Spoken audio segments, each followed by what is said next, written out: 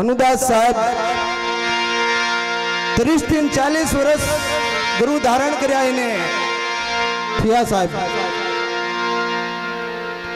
પછી સદામાં જવાનું હતું ને સાહેબ.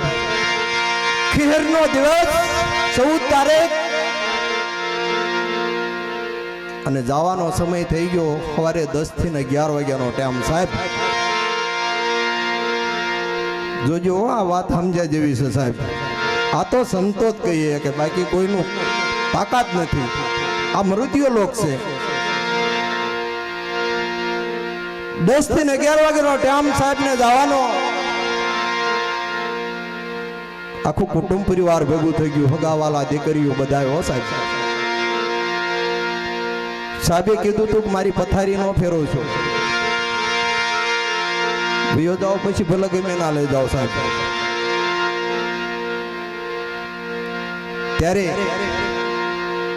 એમનું કુટુંબ પરિવાર બેનું દીકરીઓ સૌ મળી અને જવા દાદાના દીકરા 2, મસરૂ દાદાના દીકરા 2, આ ચારે ભાઈઓ એમાં 2 ભેલા વયા ગયા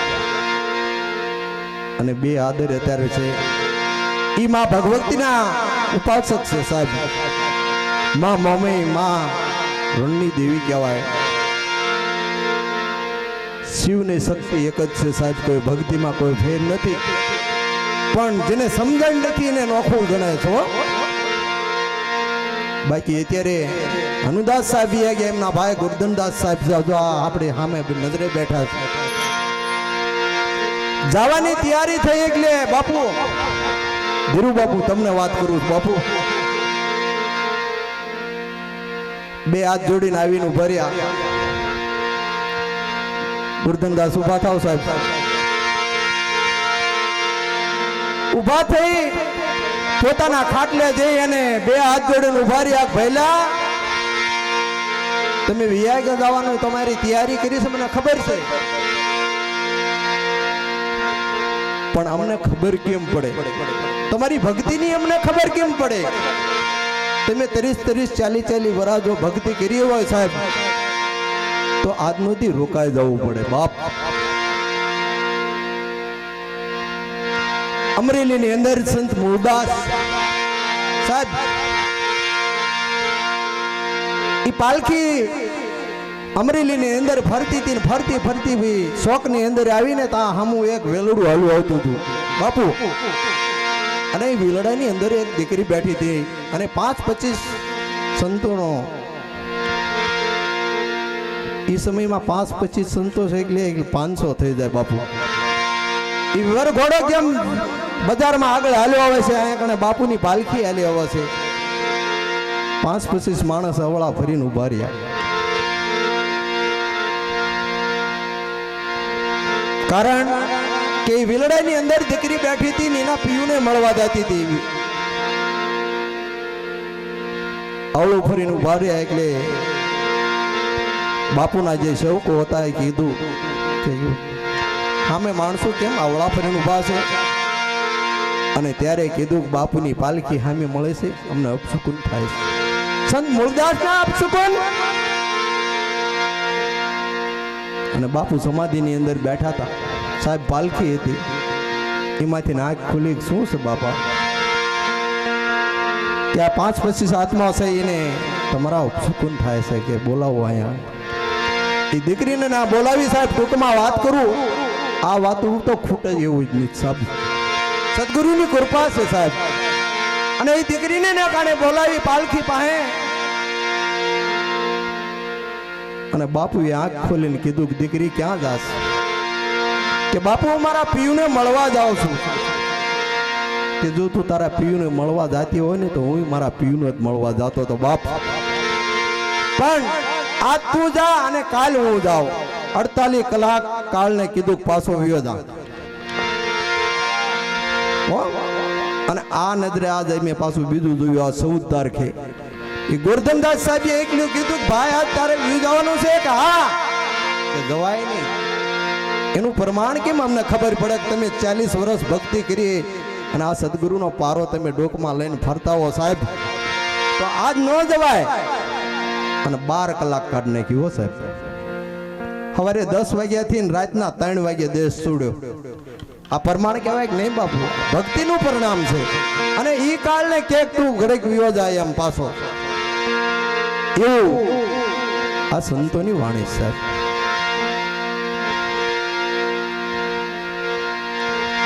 એવી ભાઈઓનો ભાવ માટે જો વાત કરું ને સાહેબ, તો અયોધ્યાની અંદર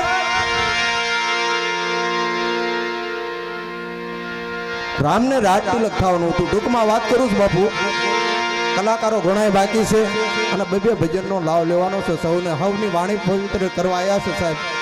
અને આ સંતોની સભા છે. અને બીજી વાત કરી દઉં બાપુ, અમારા સમાજની અંદર બાપુ ભંડારો ન થાય. આ 12 દી ભંડારો ચાલુ છું. તાળીઓથી વધાવો બાપુ. એ સંતોની કાક કૃપા હોય ને, સતગુરુની કાક કૃપા હોય તો ભંડારો થાય બાપુ. અને હજી સુધી ભંડારો ચાલુ છે. અને જે તમારે કોઈને આજની ઈચ્છા બાકી હોય સાહેબ 5-25, તો હજી ભંડારાની અંદર સવાર સુધી, કાલ સાંજ સુધી વપરાવાના છો. કોઈને એમ ન થાય કે મેં ન વાપર્યા. એવા અયોધ્યાની અંદર રામને રાજ તિલક થવાની તૈયારી. અહીંયા એક જ રાત બાકી, સવારે જ થવાનું સાહેબ. એમાં રામા વિચાર કર્યો કે આજ ભાવ હું જોઈ લઉં. માં કઈ ના ઓરડે ગયા અને માને કીધું, માં હું કહું એકલું કરીશ કે મારા રામ, મારા પેટ તું કે હું ન કરું એવું બને બાપ. કે તો મને વચન આપો. વચન ન હોય બેટા માંગી લે. તો હવારે મારું રાજ તિલક છે ને કે હા, કે તો મારા પિતા પાસે દશરથ પાસે 2 તમારા લેણા બાકી છે. આજ તમારે સમય આવી ગયો છે માં, અને માંગી લો. કે માંગી લો બેટા, તું બોલ. કે પેલા વચનોની અંદર ભરતને ગાદી, કે કબૂલ છે બેટા. અને બીજા વચનની અંદર માં આયુ હાથ રાખજો કે પણ રામ વચારીનો હું માણસ છું, નહીં જીરવી શકું. જગત કાલ હવારે મને નહીં હાલવા દે. કે માં મારે કુટુંબ પરિવારનો એક પ્રેમ જોવો, પ્રેમ જોવા હાટું થઈને રામ હો.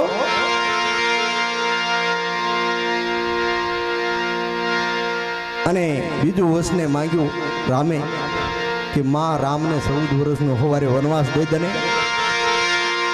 માતા કઈ ધરતી માથે ધરુજી પડી હતી સાહેબ. કોઈ કહેતા હોય કઈ રામને વનવાસ દીધો નહીં હો સાહેબ. આ તો રામને ભાવ જોવો તો, પ્રેમ જોવો તો. અને આજ અનુદાસ સાહેબે આ હળદરની અંદર પ્રેમ જોઈને ગયા સાહેબ.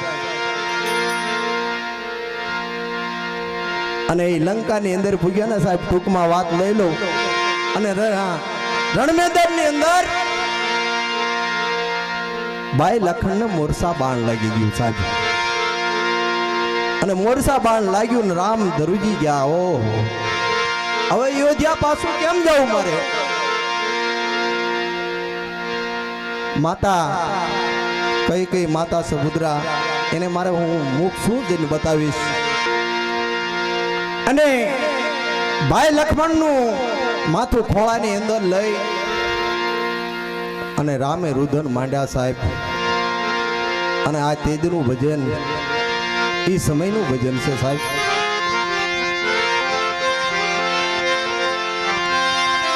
તૂટી ગઈ ये जोड़ी मारी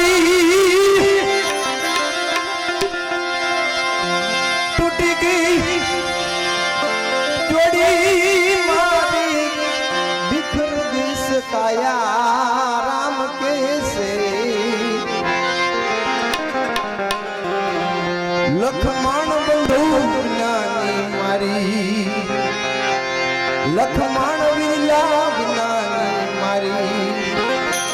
તૂટી ગઈ જોડી મારી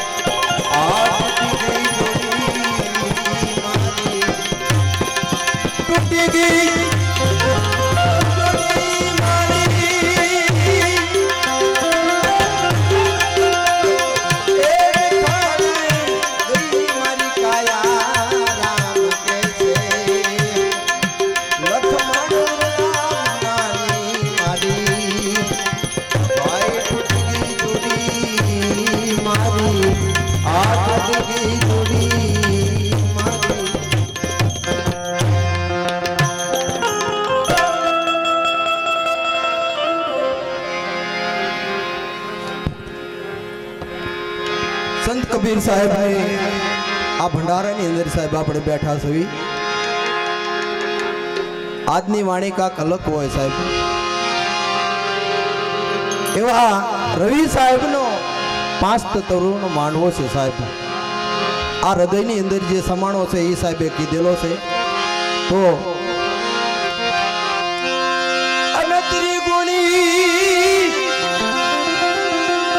ત્રિગુણી તોરણિયા બંધાવો સાહેલી મુરી રે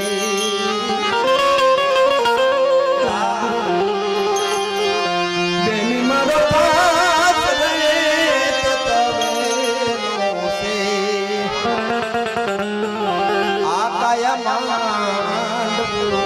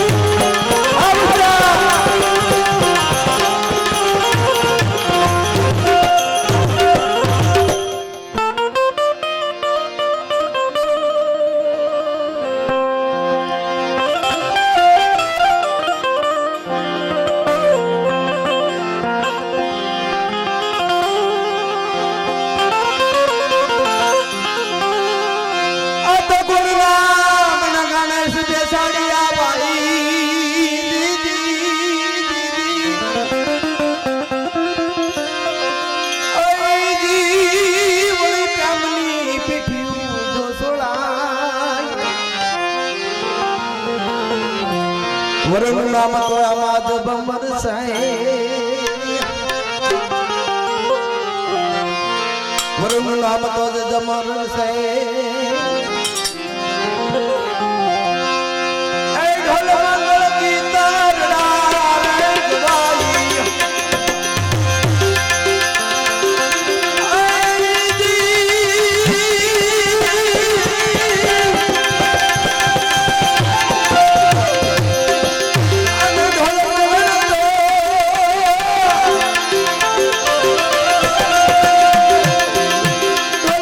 Thank you.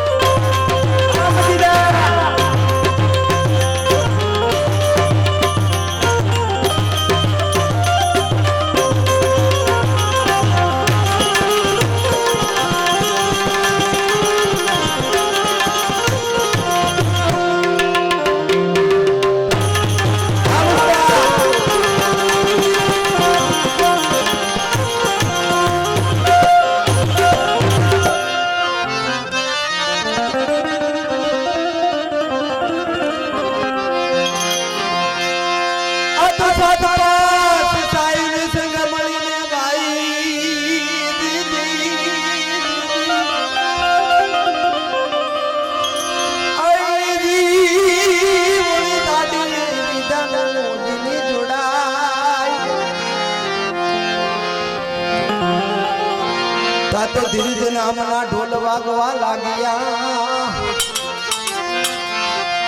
ધીરે ધીરે નામના ઢોલ વાગવા લાગ્યા ખમૈયાની ખાળે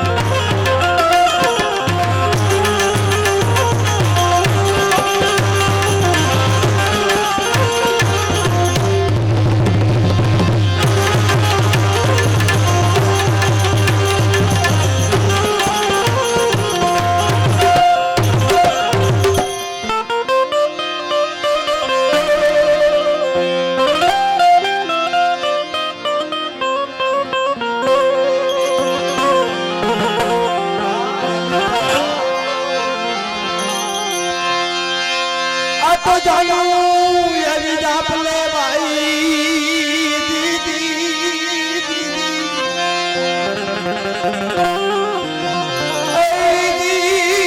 तो सुषमना संदेशो नहीं जाए इंगला लावरन वदाववा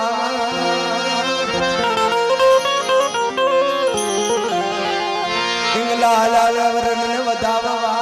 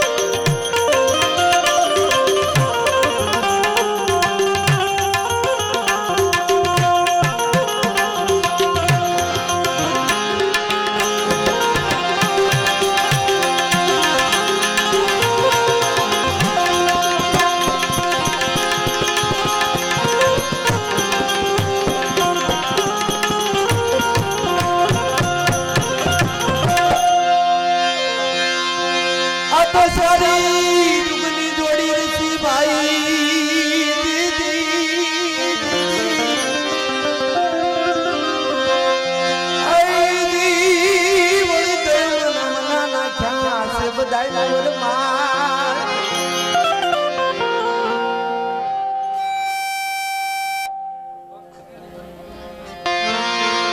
બરમાજી બેઠા વેદ વાંચવા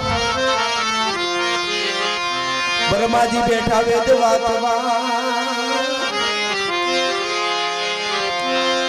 કરણીના કંસારું રે જમાઈ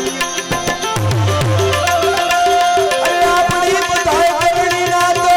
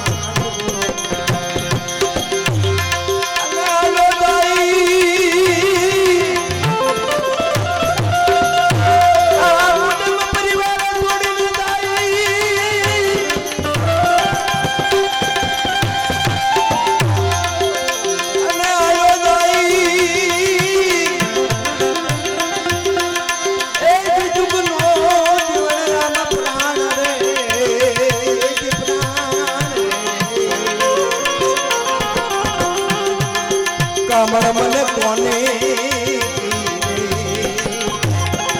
આ દુનિયામાં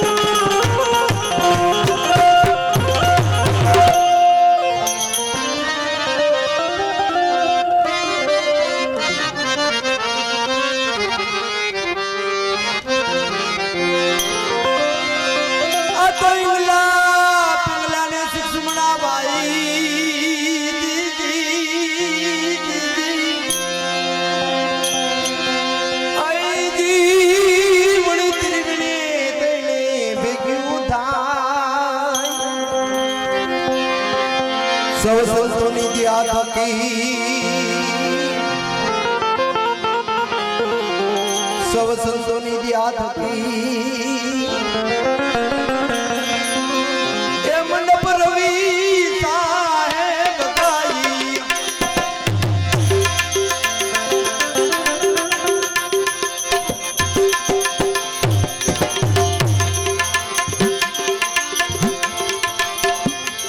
सीताराम ने जो ने हमारो तमारो तो आमदा से धोरेगा राजा राम ने हमारो तमारो भाई मोटी જાશે ઘોરે દારૂ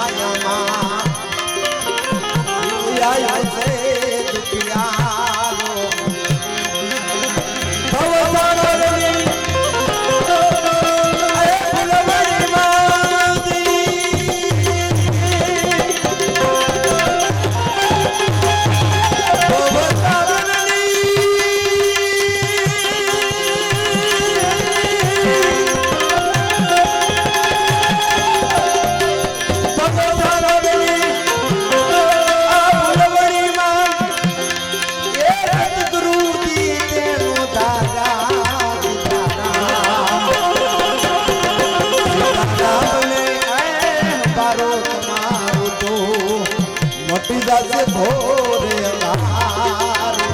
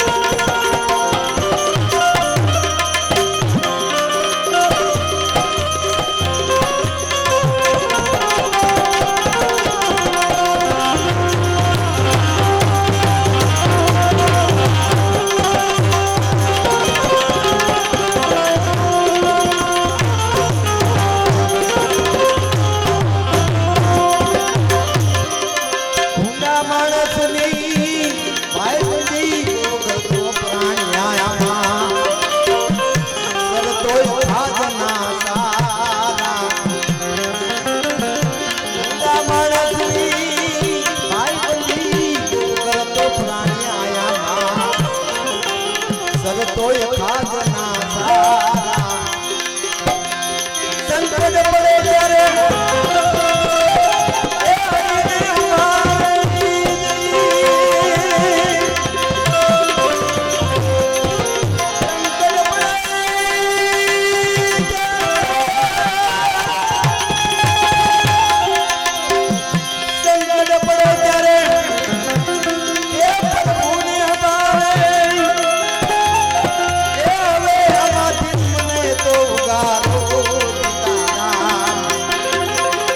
સીતારામ ને પારો તમારો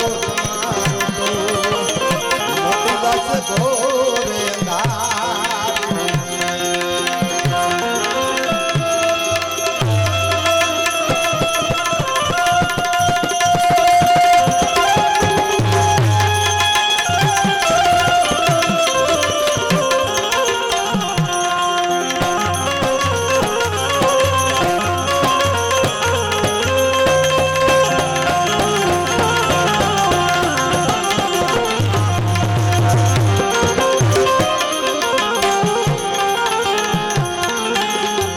સતગુરુજીએ દાવો છોડી દીધા પછી પ્રાણ્યા આમાં જમડે કર્યો પડકારો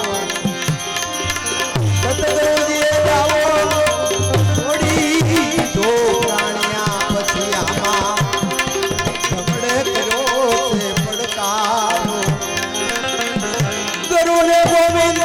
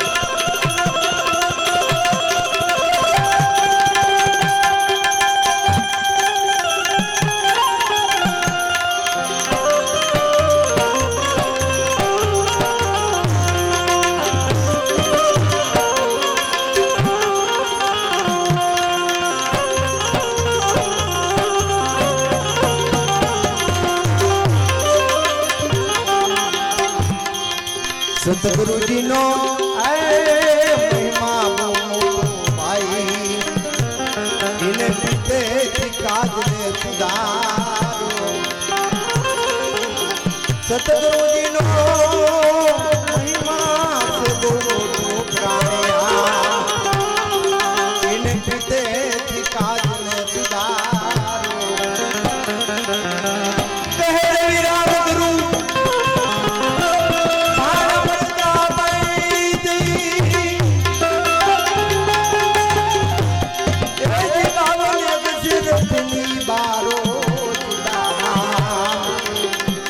सीताराम ने आए हमारो तुम्हारो मोटी दास गोरे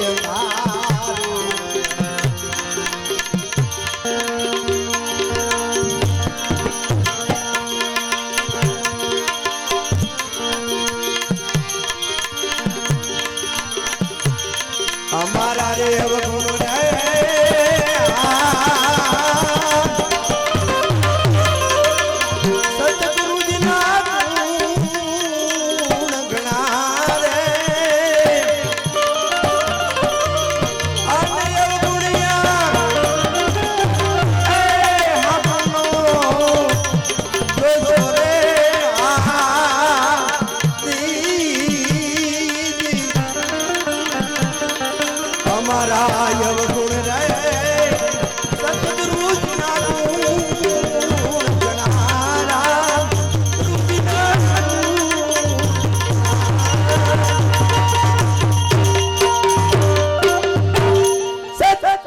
गुरु महाराज की सतनाम साहेब की